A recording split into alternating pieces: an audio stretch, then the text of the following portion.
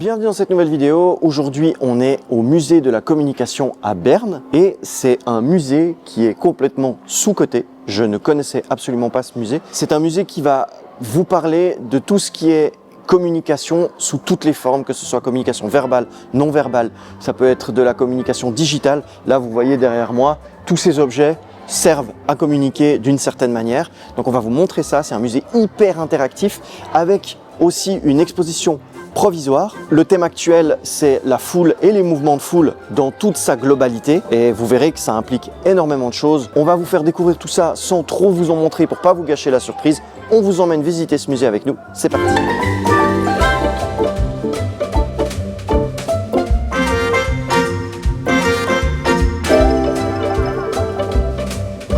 Il y a des choses qui sont assez fous avec la communication qui est expliquée dans ce musée. C'est que vous vous rendez pas compte, mais la communication non verbale, elle peut être assez violente, tout comme elle peut être assez positive. Là, vous avez deux exemples. À un moment, vous devez traverser une estrade et en fait, vous avez des télés. Et ces télés, elles vont vous diffuser des images de personnes qui vous fixent. Donc déjà, ça met mal à l'aise parce que ces personnes fixes. Et il y a plusieurs types de personnes. Vous avez, par exemple, des personnes âgées dans un EMS qui sont tous en train de vous fixer et ça rend vraiment très mal à l'aise. Et tout d'un coup, vous avez cette image-là où les gens vous attendent directement pour aller manger des grillades au bord du lac, etc. Et ça vous procure un sentiment de sécurité et limite de plaisir. Vous avez un petit sourire qui apparaît tout seul. Et ça, c'est assez fort. Et il y a plein de petites expériences comme ça dans le musée.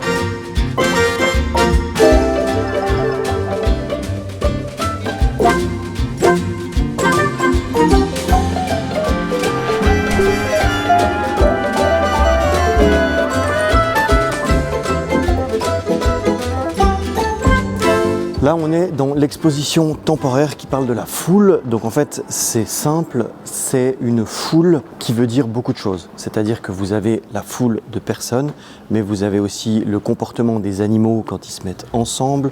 Et là, c'est vraiment une exposition interactive qui explique ce genre de choses. C'est assez fou. Franchement, c'est assez fou.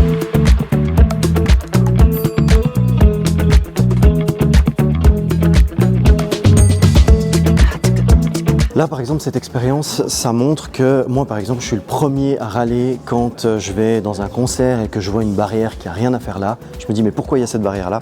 Cette expérience, elle prouve que mettre des obstacles, ça peut accélérer en fait le flux.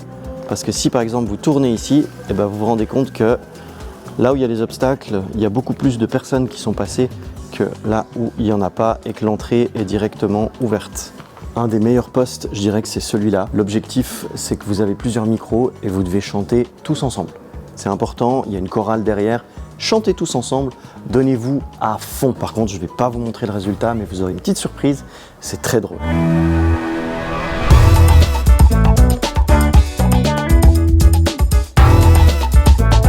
On vient de terminer la visite du musée. On a fait l'exposition fixe et l'exposition provisoire. Il faut savoir que elle se termine au mois de juillet, donc n'hésitez pas à aller la visiter.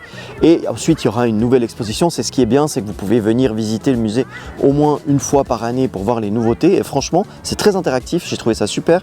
En plus, vous avez juste derrière moi un petit café où vous pouvez manger aussi à midi et une petite place de jeu où vous pouvez faire des échecs, un baby-foot, une place de jeu pour les enfants. C'est vraiment un petit quartier à la bernoise.